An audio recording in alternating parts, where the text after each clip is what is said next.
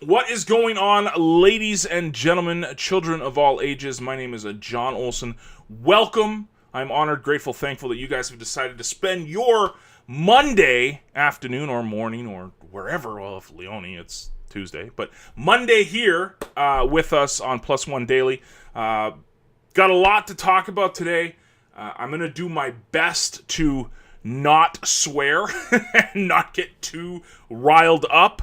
But you'll have to, my little design drawing behind Tell the World, that's a television. I don't know if that looks like a television.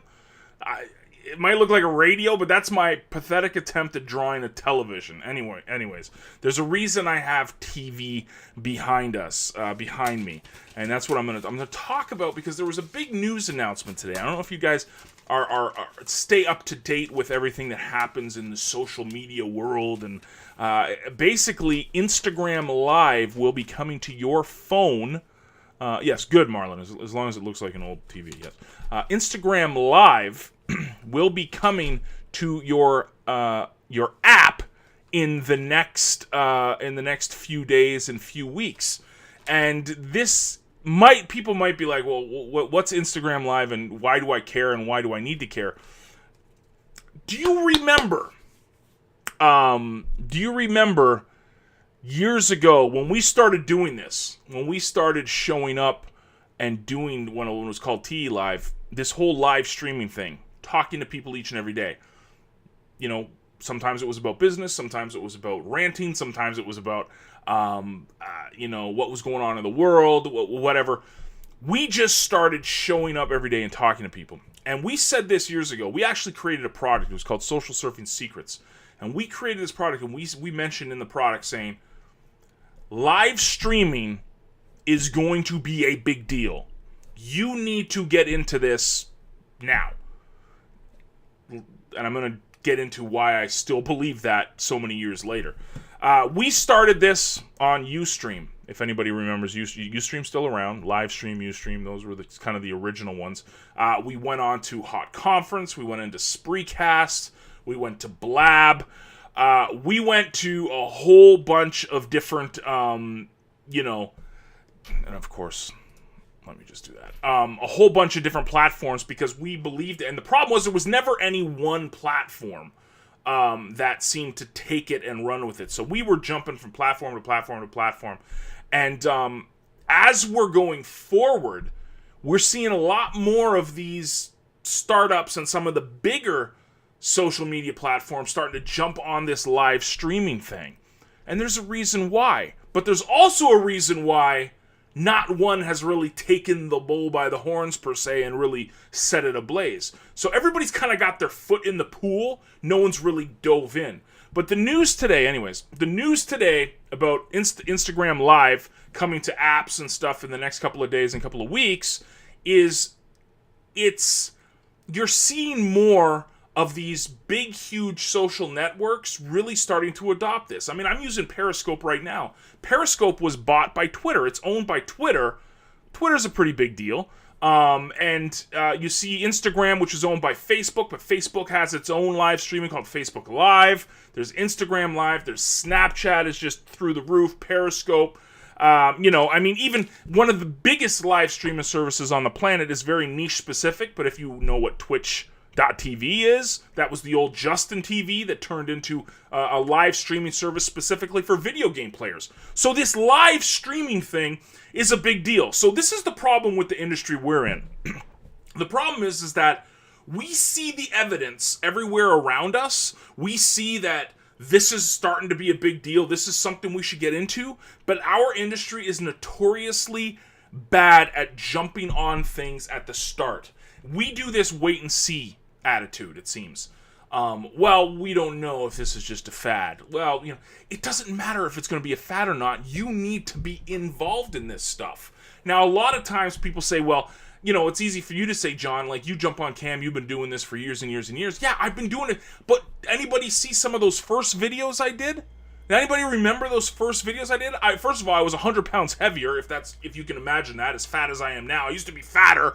But I would look like a deer in headlights. I was stuttering. I was like, just, bobbing back and forth, making mistakes. It was bad. It was really, really bad. So this notion that you need to be perfect when you're on camera is bogus.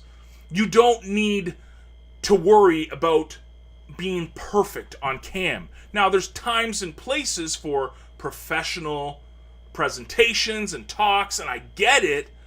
But the problem is we do this analysis paralysis. We got to be perfect out of the gate. We don't know what people are going to think about us. So this is a big reason why a lot of us haven't jumped on this. We frankly are scared to get behind a camera. And the other thing is that most people go, well, I don't know what to talk about. Well, do you remember the chat we had on last week? When we did the mind mapping and stuff like that? You want to find something to talk about, start doing some mind mapping exercises. Do that for a little bit. Absolutely. So if you are looking for things to write about, to talk about, to stream about, do some mind mapping exercises. Now, this can get really confusing, right? I mean, I got this written down here. Twitch, Justin TV, Periscope, Meerkat, Facebook Live, Snapchat, Instagram, YouTube, Ustream, Spreecast, Blab. I mean, take your pick, right? That's like a dozen different things that you can use to, broadcast. Well, okay, fine, cool, dandy. You don't need to be a master at each single one. For example, out of all of these that I just went over, there's two that I use right now. YouTube and Periscope. I don't use Twitch. I don't use Meerkat. Well, Meerkat doesn't exist anymore. I don't use Facebook Live. I don't use Snapchat. I don't use Instagram Live yet. I don't use Ustream. I don't use Spreecast. Blab doesn't exist. So I'm not an expert in all these things. I just picked one or two that I really liked, and I started learning about it and using it, and now I'm using it each and every day in my business. So another thing that people are confused about, again, is that there's so many options out there. You don't need to be in every single one. Just pick one or two that you're comfortable with and go in on it. So we talked about you don't need to be perfect out of the gate. You got to be yourself. You can't just be, suit and tie all the time and, this is professional. There's a time and place for that. But I'm talking about live streaming, using live streaming for your business, getting videos on squeeze pages, putting yourself out there so people get to know, like, and trust you. That's what I'm talking about right now. So the more you do this, the better you get at it, the more confidence you build. If you're looking for things to, if you're looking for things to talk about, try some mind mapping exercises. And, the more that you do that, the more you'll get confident in things that you want to talk about, stream about, blog about. This is how I started doing this stuff. I wasn't looking for a million things to talk about. I said, well, this is the niche I'm going to pick years ago, and that's where I'm going. And I start, and Rich is here, which is hilarious because Rich kind of slapped me around a little bit and said, dude, stop trying to be a jack of all trades, be a master of one. And that's kind of like how I developed my brand and what I became good at in this is that I focused on what I wanted to talk about, and I talked about it each and every day. I blogged about it, I streamed about it, I wrote about it, I emailed about it, I promoted it. And when I did that, streaming like this, when the technology for streaming came around a couple of years ago, it was a no-brainer for me. Because I was focusing on what my little mind map exercise again, focusing on what I was really passionate about, what I was good at, what I enjoyed. So the streaming stuff came naturally. Well, I can talk about this ad nauseum. I could talk about advertising, marketing, social media forever and ever and ever. It's no problem. I have no problem doing that. So again, that tackles that whole I don't know what to talk about. It also tackles the confidence issue. A lot of times people don't want to get behind cameras because they think that they're going to screw up. They think they're going to mess up. And I get it. It's a big, scary world. But here's the thing. This is what really helped me out. The more I did it, the more I realized that people wouldn't rip my head off. Now, when I got on cam at first, people used to throw me under the bus and you're an idiot for doing this and look how fat you are. And I'm sure it'll happen here on Periscope too because it's open for the world to see. You're putting yourself out there. You're exposed to the world. So the more I did it, the more I realized that two things would happen. One, people are going to throw darts at you no matter what. It's people got real big courage when they're a username behind a screen. Everybody has that. And the second thing is that even though they were all doing this and I was going and on, I was screwing up, I survived. I didn't die. I was not considered a bad person for creating content on a live stream. And the more I did that, the more my confidence grew, where it was like I could be in front of 5 people, I could be in 500 people streaming. It doesn't matter. Because the more I did it, the more confidence grew, the more I was passionate about what I was doing.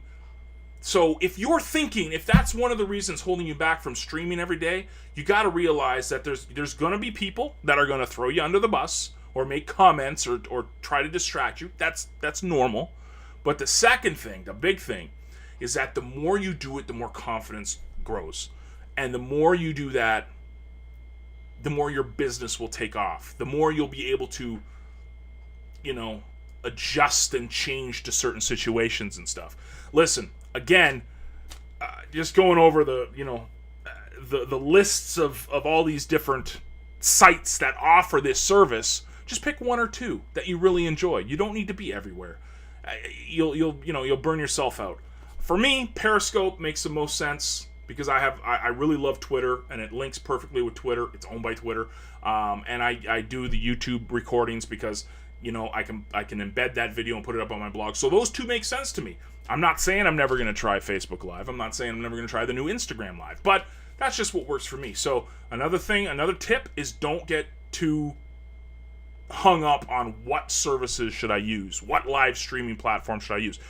Choose the ones that you feel have got the best reach for you and serve you the best. That really helped me. And this is what I wanted to end this little talk with. Me and Rich were actually talking in Skype about this. Hopefully you guys saw all the Skype messages me and Rich were talking about.